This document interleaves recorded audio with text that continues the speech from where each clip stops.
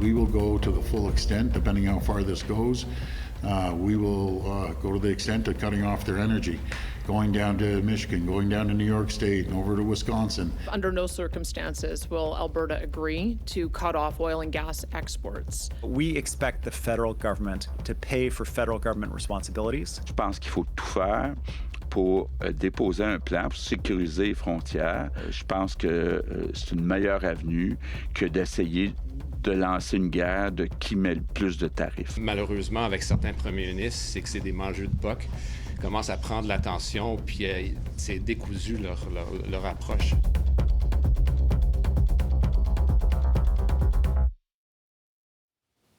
Valérie Gaudreault et Yves Malo sont avec nous ce matin pour leur analyse politique. Bonjour, vous deux. Bonjour.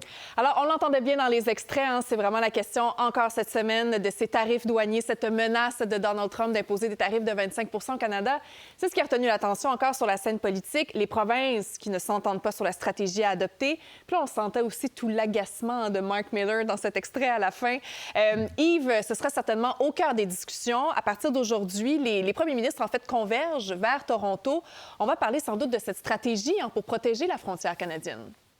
Absolument, absolument. Mais vous savez, bien sûr, la position Ottawa versus province dans ce dossier-là, toute la semaine a paru plutôt échevelée, c'est le moins qu'on puisse dire. Mais il faut peut-être aussi regarder ça de l'œil où on essaie de faire, permettez-moi l'expression, là, bon cop, bad cop, parce qu'on voit des provinces qui sont plus conciliantes, d'autres comme l'Ontario, qui est quand même la plus grande province au pays, qui préfèrent la ligne dure. Et ça pourrait permettre à Justin Trudeau de dire aux Américains, voyez, on est prêt à tout. Le spectre des ripostes est là. Alors, il vaudrait peut-être mieux s'entendre. Alors, bien sûr, cette réunion d'aujourd'hui et demain à Toronto des premiers ministres provinciaux devrait permettre de dégager un certain consensus pour sécuriser les frontières et ainsi satisfaire l'administration Trump, aussi satisfaire François Legault et aussi satisfaire Doug Ford, parce que ce sont les deux provinces où le problème est le plus criant. Alors, il faudra voir, mais bien sûr, lors de la conférence de presse finale de demain, il va falloir qu'il arrive avec un plan articulé, parce que, évidemment, le bon cop, bad cop qu'on a vu cette semaine, ben, ça ne peut pas durer éternellement. Oui, mais François Legault, lui, semble assez confiant qu'il y a bel et bien une solution, qu'on peut échapper aux tarifs. Puis ça, c'est à la lumière, Valérie, de cette conversation qu'il a eue, ce 10 minutes qu'il a passé avec Donald Trump. Oui, absolument. Est-ce qu'on peut qualifier peut-être de bon cop que de serrer la main dans une église? Alors, c'était le contexte, évidemment, très informel que M. Legault a eu avec M. Trump. Ce que ça révèle quand même, c'est qu'effectivement, il y a encore en politique cette possibilité de se serrer la main, de discuter. On peut comprendre que M. Legault a trouvé M. Trump quand même, ouvert, entre guillemets, c'est-à-dire on confirme sa volonté et de dire oui, s'il y a, à condition, bien sûr, de ne pas avoir donc aucun immigrant illégal qui passe par la frontière. Donc, si vous sécurisez, ça va être correct. Bon, évidemment, c'est dans un contexte très informel, c'est à un premier ministre de province. Ce qui va être intéressant aussi lorsqu'on dit ça, puis Yves a une bonne lecture là, de peut-être ce bon cop, bad cop, mais au final, ça crée aussi quand même une discussion parallèle. Ce que M. Trump dit de façon informelle à Paris à un premier ministre, s'il le dit à l'autre, ça joue aussi pour M. Trump, parce que ça peut avoir l'air, ben voilà, vous avez un peu plein d'interprétations. Tout ça délégitimise aussi, ultimement, Justin Trudeau comme son principal interlocuteur. Et évidemment, c'est toujours qu'est-ce qui va satisfaire M. Trump? Si plus aucun immigrant illégal, comment dans quelques mois, quelques années, on va évaluer cette réussite, disons, de la République canadienne devant cette menace? Ben là, évidemment, M. Trump aura beau jeu aussi d'évaluer lui-même et les faits n'ont pas toujours été la principale, ce qui a guidé le mieux M. Trump. Alors, il pourra évidemment, éventuellement, est-ce que ce sera toujours à sa satisfaction? Il y aura tout ça à voir aussi. Ah oui, lui seul le saura à ce moment-là. Voilà. Il y a eu un moment cette semaine où on a eu l'impression peut-être que Justin Trudeau allait un peu à contre-courant. Il s'est fait insulter d'ailleurs par Elon Musk après avoir déclaré que... il a parlé de la défaite de Kamala Harris. En fait, a dit que ce n'était pas censé se passer ainsi. A parlé des droits des femmes qui sont menacés. On essaie un peu de comprendre, Yves, d'où sortait cette déclaration-là dans le contexte justement de la relation qui est déjà tendue avec Donald Trump. Est-ce que Justin Trudeau s'est tiré dans le pied? Ah, et comment? Il s'est tiré dans un pied, il a mis l'autre dans sa bouche. Ça n'a aucun sens, cette déclaration, diplomatiquement parlant, on s'entend. Parce que quand on sait que la nouvelle administration américaine est composée de gens plutôt agressifs et revanchards, Ouais. ben, de faire une telle déclaration, c'est complètement inexplicable parce que c'est pas nécessairement la raison pour laquelle Mme Harris a perdu ses élections. Le fait qu'elle soit une femme, c'est sans doute une des raisons, mais pas toutes les raisons. Alors, c'est un peu incompréhensible ce qu'il a fait. Et inévitablement, il fallait s'attendre à une réaction. Et Elon Musk l'a traité d'insupportable abruti. Alors, dans les circonstances, c'était très mal avisé de M. Trudeau de faire une telle déclaration. Et d'ailleurs, il se l'est fait dire. Vous savez, Doug Ford l'a dit quand il y a eu cette réunion des premiers ministres provinciaux au téléphone avec M. Trudeau. Des premiers ministres des provinces ont dit à M. Trudeau que sa déclaration était fort mal avisée et on ne peut qu'être d'accord avec lui. Ça va être une autre grosse semaine à Ottawa parce qu'on va revenir sur l'énoncé économique, mais là, c'est parce qu'il y a des rumeurs. En fait, c'est le Globe and Mail hier, Yves, qui rapportait qu'il pourrait y avoir un remaniement ministériel avant les fêtes, peut-être même aussitôt que mercredi. C'est la journée qui était évoquée. Est-ce que, Yves, donc, c'est finalement le moment où Mark Carney va se lancer?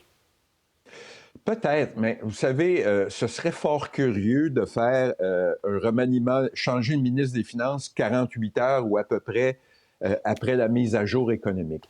Vous savez, on entend parler de mercredi. Le Globe and Mail parle de mercredi. D'autres parlent de immédiatement après les fêtes. Mais donc, c'est clair que ça s'en vient. Mais il y a différents signaux qui ont indiqué cette semaine que ça n'allait pas très bien entre Mme Freeland et M. Trudeau. Vous savez, il y a eu encore des déclarations faites au Globe and Mail. Est-ce que ça venait de Mme Freeland qui voulait exprimer son insatisfaction vis-à-vis certaines mesures qui s'en viennent? Peut-être. Est-ce que ça vient du bureau de M. Trudeau pour nous préparer à ce changement de ministre? Peut-être aussi, il faudra voir. Mais clairement, le remaniement s'en vient. Est-ce que ça pourrait être aussitôt que mercredi? Peut-être, mais on verra. Mais c'est clair que des bouleversements s'en viennent parce qu'il y a plusieurs ministres qui ont annoncé qu'ils ne se représentaient pas à la prochaine élection. On parle de donc 6-7 mouvements à faire au sein de ce cabinet et ça pourrait arriver très vite et ça pourrait frapper très fort. Ah oui, c'est ça, les 4 ministres qui ne se représentent pas. Il y a aussi le siège de Randy Boissonnault, Pablo Rodriguez. Oui. Valérie, Exact. quel serait l'intérêt justement de faire un remaniement à ce point-ci, là, à quelques jours de Noël seulement?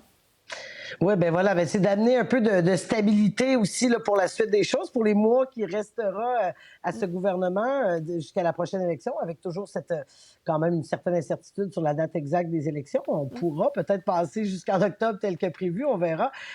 On le dit pas que c'est directement en réplique à M. Trump, parce que oui, il y a un contexte, mais l'arrivée de Donald Trump joue quand même. Hein, quels interlocuteurs on veut avoir devant lui, comment on veut cette riposte, cette réplique, ou en tout cas ce vis-à-vis de la nouvelle administration américaine qui arrive, rappelons-le, le 20 janvier. Et ultimement, par contre, il faudrait pas non plus que ça ait l'air d'une opération là, sauf qui peut, parce qu'on le sait que les remaniements n'ont pas toujours un grand impact dans les sondages, dans l'électorat. Le dernier grand remaniement, c'était à l'été 2023. Oui. On voyait là, à ce moment-là les conservateurs commençaient à se consolider dans les sondages. On a peut-être tenté ça. Ça n'a pas été non plus la panacée. Donc, faut voir le réel impact là, pour les gens comme nous. Là, on observe tout ça, mais est-ce que pour les électeurs, ça change quelque chose dans le court terme?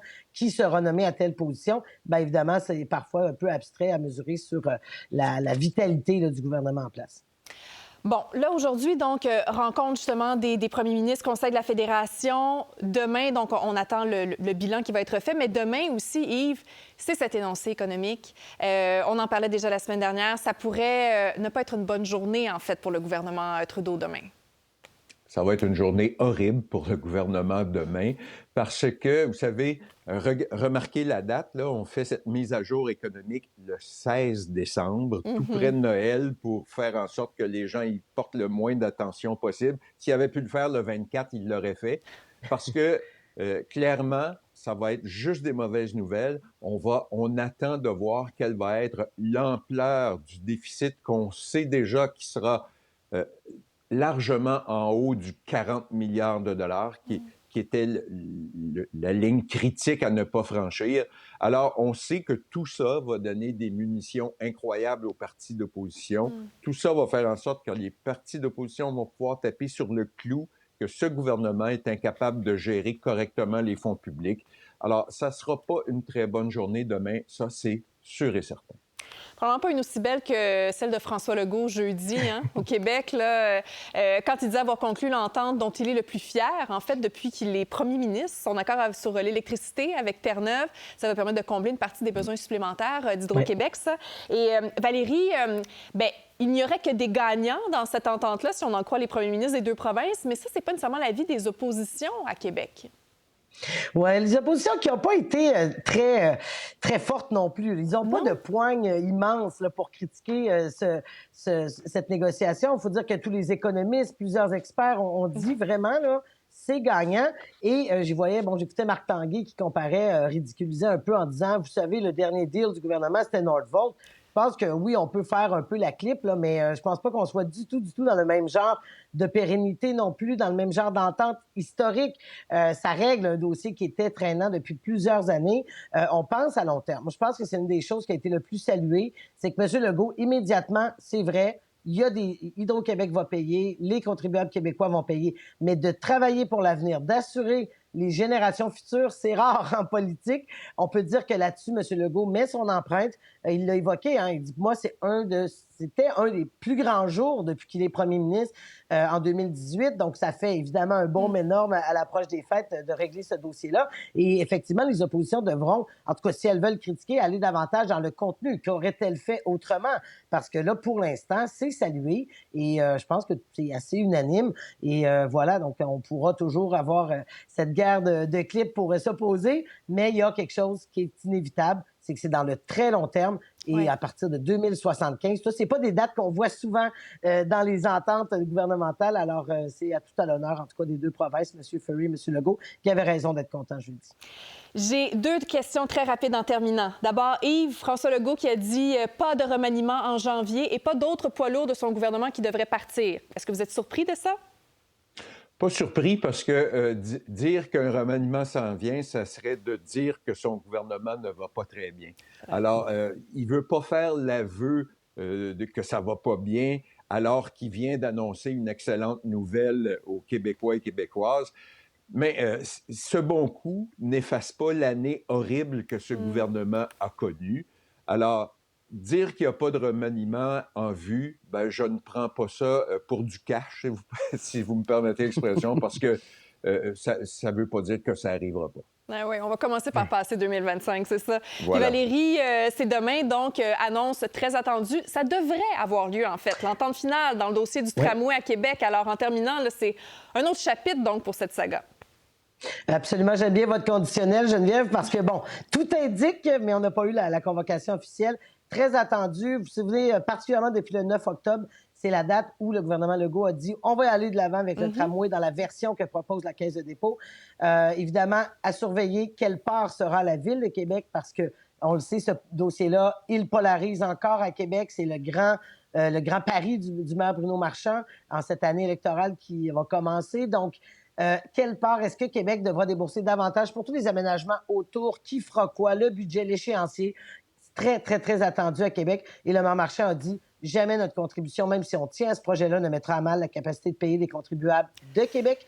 Il a pris une expression en anglais, « over my dead body ». Alors, on verra. Il met vraiment la barre haute là, pour dire on va résister si le gouvernement tente de nous refiler une facture davantage que ce qui était prévu. Alors, très attendu à Québec demain. Oui, mais on va vous lire cette semaine. Valérie Gaudreault, merci beaucoup. Yves Malo, merci. Bonne semaine. Merci beaucoup. Bonne semaine. Pour voir nos émissions en entier, rendez-vous sur la chaîne Ici RDI.